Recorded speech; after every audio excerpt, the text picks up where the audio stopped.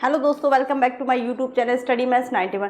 तो आप लोगों को पता है आपके एग्ज़ाम से रिलेटेड नोटिस आना स्टार्ट हो चुके हैं, तो जल्द ही आपका एग्ज़ाम भी करा लिया जाएगा। तो आप लोग अपनी तैयारी अच्छे से करना स्टार्ट कर दें, कोई भी लापरवाही ना करें। अगर आप लापरवाही करेंगे तो फिर से आप एक सीट खो देंगे। लेकिन आपको क्या करना है, भर्ती कितनी भी हो, हमें उससे मतलब नहीं होता कितनी भर्ती आई है, 50,000 आई है, 20,000 आई है, 60,000 आई है। हमें मतलब होता है अपनी एक सीट से, हमें किसी चीज़ से मतलब नहीं है, हमें अपनी एक सीट लेनी है। ठीक है, तो आपको उस एक सीट के लिए बहुत मेहनत करनी पड़ेगी और उस मेहनत के लिए आपको क्या करना पड़ेगा, अच्छे से तैयारी करनी पड़ेगी। तो अपनी अपनी तैयारी में जुट जाइए, ज़्यादा टाइम नहीं है आप लोगों के एग्ज़ाम के लिए। ठीक है, तो चलिए आज की क्लास में आप लोगों के लिए जीएस की लेके आई हूँ, जो बहुत ही इंपॉर्टेंट टॉपिक करा रही हूँ, जो आपके एग्जाम में पूछे जाते हैं। तो इन क्लासों को मिस ना करिए, क्लास को ज़्यादा से ज़्यादा शेयर कर दीजिए। ठीक है, तो आपको क्या करना है, अच्छे से तैयारी करनी है। तो आज की क्लास क्या है आप लोगों के लिए, आज की क्लास है आप लोगों के लिए, मैंने कल आपको खेल की क्लास कराई थी, जिसमें क्या कराया था, मैंने आपको कराया था कि देशों के मतलब कौन कौन से देश के कौन कौन से राष्ट्रीय खेल होते हैं। आज मैं पढ़ाऊंगी कि खेलों में जो खिलाड़ियों की संख्या है वो कितनी कितनी होती है क्वेश्चन, और खेलों में जो खेल का मैदान होता है, जैसे खेल परिसर बोलते हैं, वो किस खेल के लिए कौन सा क्या नाम है उसका। ठीक है, वो भी मैं आपको इसी क्लास में कराऊंगी। ठीक है, तो चलिए क्लास को स्टार्ट करते हैं। तो पहले हम लेते हैं, क्या लेते हैं हम, प्रमुख खेलों में खिलाड़ियों की संख्या, खिलाड़ियों की संख्या, वो भी कितने खिलाड़ी, कौन से, एक पक्ष, कितने पक्ष के, एक पक्ष के, क्योंकि दूसरा पक्ष तो आप खुद ही समझ जाएंगे। एक पक्ष में कितने खिलाड़ी होते हैं ये मैं आपको बताऊंगी। ठीक है, तो चलिए क्लास स्टार्ट करते हैं। अच्छी होने वाली है आप लोगों के लिए क्लास, बहुत ही इंपॉर्टेंट क्लास होगी, तो क्लास को मिस मत करिए और क्लास को ज़्यादा से ज़्यादा शेयर कर दीजिए। ठीक है, तो चलिए पहला खेल हम ले लेते हैं। चलिए क्रिकेट ही ले लो, क्योंकि सबसे ज़्यादा क्या होता है भारत में, क्रिकेट। तो क्रिकेट कहाँ कहाँ का राष्ट्रीय खेल था, दो जगह का था, कौन कौन सा था, आप मुझे कमेंट बॉक्स में आंसर देंगे इसका। ठीक है, तो जिससे क्या होगा, आपका रिवीजन भी हो जाएगा और आपको याद भी रहे। कहते हैं, पता है आप लोगों को एक चीज़ पता होगी, कोई भी चीज़ अगर हम 24 घंटे में दोबारा रिवाइज कर लेते हैं तो वो हमेशा के लिए याद हो जाती है, उस चीज़ को हम नहीं भूलते हैं, ये लॉजिक होता है। तो आपने अगर कल की क्लास देखी है तो इसका आंसर जरूर दीजिएगा। ठीक है, कौन कौन से कमेंट बॉक्स में आंसर दीजिएगा। बताइए क्रिकेट के लिए क्या बोलते हैं हम,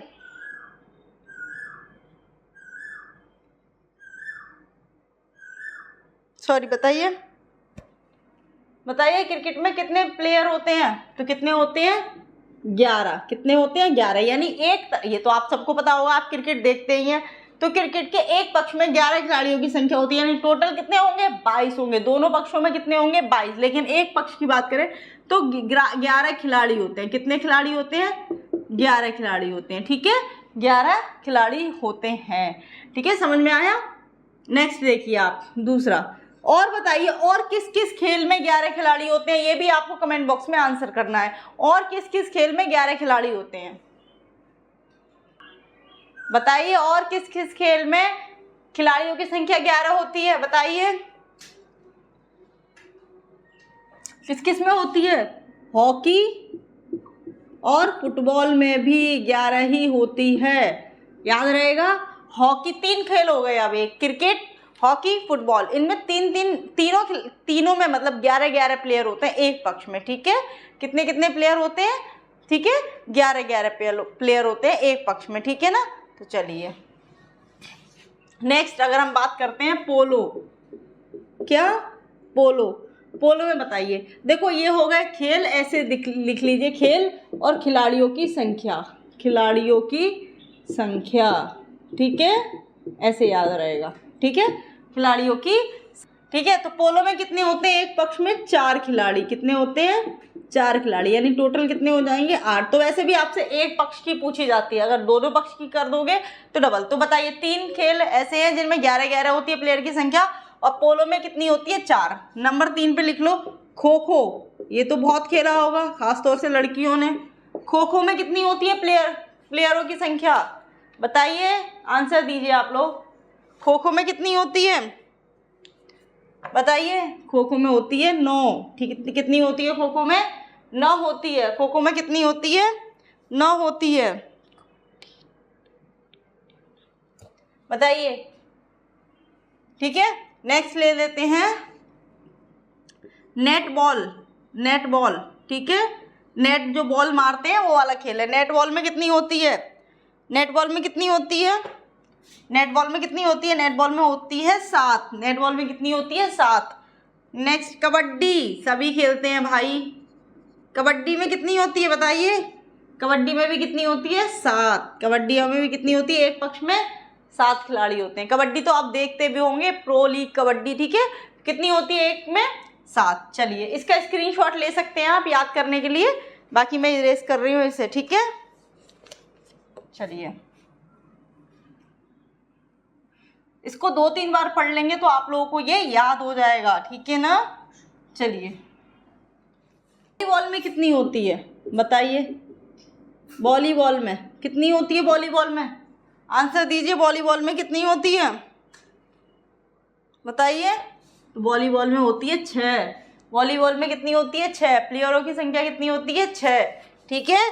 चलिए नेक्स्ट आपका बेसबॉल में कितनी होती है बताइए? और बेसबॉल कहाँ का आपका क्या है? खेल है। ये भी आपको कमेंट बॉक्स में आंसर करना है। बेसबॉल में खिलाड़ियों की संख्या कितनी होती है बताइए?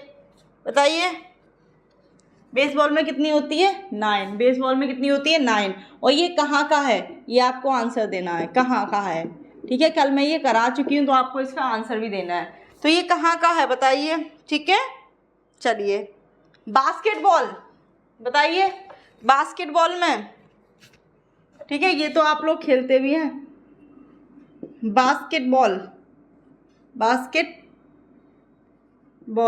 में कितनी होती है बताइए? बास्केटबॉल में कितनी होती है? बास्केटबॉल में कितनी होती है? 5। बास्केटबॉल में कितनी होती है? 5। नेक्स्ट है टेबल टेनिस।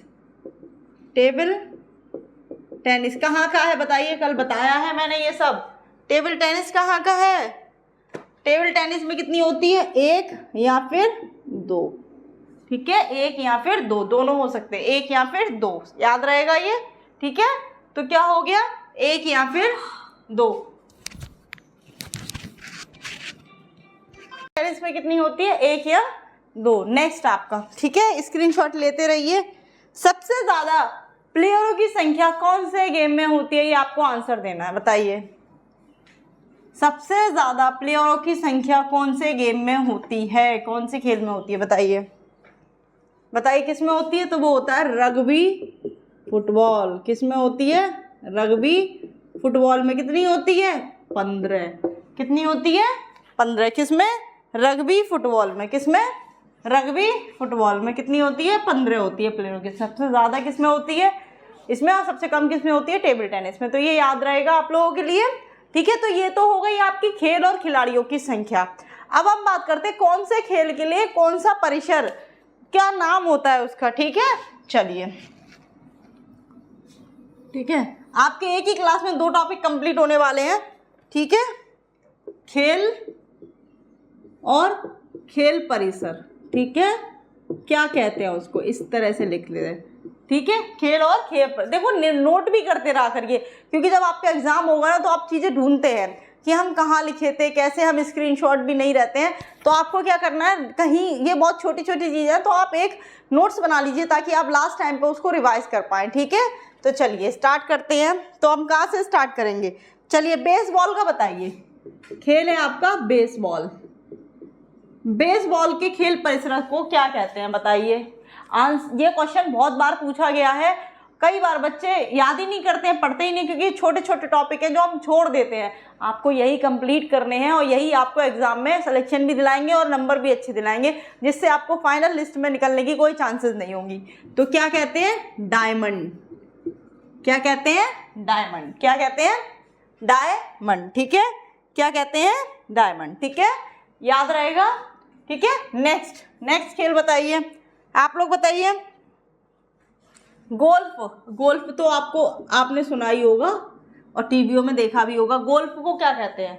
गोल्फ के खेल परिसर को क्या कहते हैं? क्या कहते हैं? कोर्स। क्या कहते हैं? कोर्स। एग्जाम आपने क्वेश्चन देखे भी होंगे किस टाइप के क्वेश्चन आते हैं, ठीक है। गोल्फ के खेल परिसर को क्या कहते हैं? कोर्स। क्या कहते हैं? कोर्स, ठीक है। समझ में आ रहा है?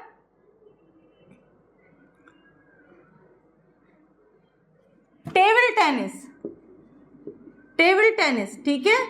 टेबल टेनिस के खेल परिसर को क्या कहते हैं बताइए? टेबल टेनिस के खेल परिसर को क्या कहते हैं? बोर्ड। क्या कहते हैं? बोर्ड कहते हैं। क्या कहते हैं?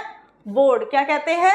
बोर्ड, ठीक है। देखते रहिए, स्क्रीनशॉट भी ले लेना ताकि आप लोग नोट डाउन कर पाएं, और ज़्यादा अच्छा होगा कि आप नोट करें, ठीक है। क्या कहते हैं? नोट करें, ठीक है। चलिए,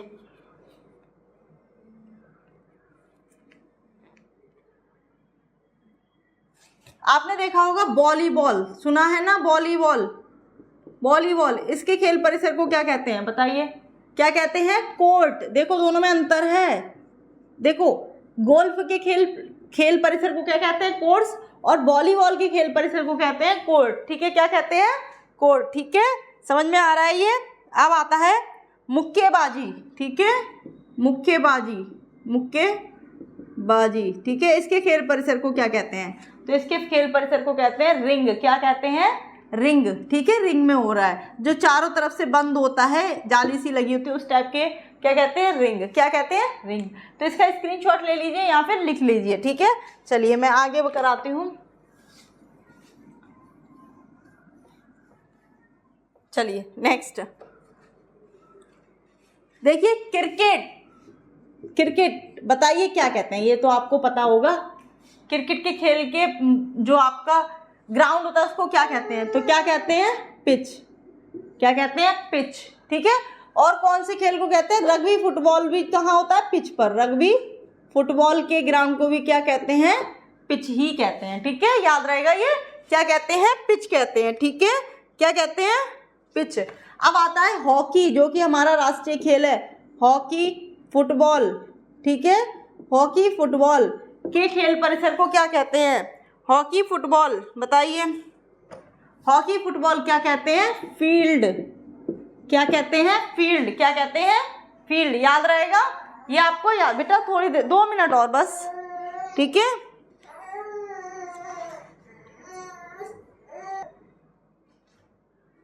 देखो, और नेक्स्ट है जूडो कराटो। जूडो कराटे जो होते हैं, ठीक है, इसके खेल परिसर को क्या कहते हैं? इसके खेल परिसर को कहते हैं मैट। क्या कहते हैं? मैट, ठीक है। और तो किसी के इतने मेन होते नहीं है, जो इम्पोर्टेंट है वो मैंने आपको करा दी है, जो इम्पोर्टेंट है वो मैंने आपको करा दी है। और आपको कोई चीज़ जानकारी चाहिए हो तो आप कमेंट में कर दीजिएगा, ठीक है। उसके हिसाब से आपको दे दी जाएगी। बाकी आप लोगों के लिए क्लास बहुत ही इंपॉर्टेंट होने वाली है, तो इस क्लास को मिस मत करना और ज़्यादा से ज़्यादा शेयर करना, ठीक है। तो चलिए, आज की क्लास के लिए इतना ही। नेक्स्ट क्लास में कोई नया टॉपिक लेके आऊँगी जो आपके एग्जाम के लिए बहुत ही इंपॉर्टेंट होगा, तो क्लास को जरूर देखा करें, ठीक है। देख लेना, आपके एग्जाम में 100% क्वेश्चन इन्हीं टॉपिक्स में से आएंगे और आपके GS का पोर्शन भी बहुत अच्छा से जाएगा, ठीक है। तो जय हिंद, जय भारत।